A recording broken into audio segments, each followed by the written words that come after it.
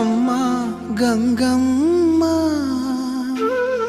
కృష్ణమ్మకు చెప్పమ్మా కష్టం కలిగించొద్దని యమునకు చెప్పమ్మా సాయమునకు వెనకాడొద్దని గోదారికి కావేరికి ఏటికి సెలయేటికి కురిసేటి జడివానకి దూకే జలపాతానికి నీతో బుట్టులందరికీ చెప్పమ్మా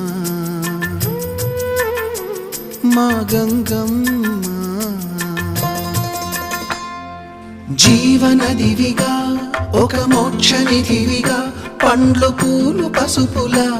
పారాణి రాణిగా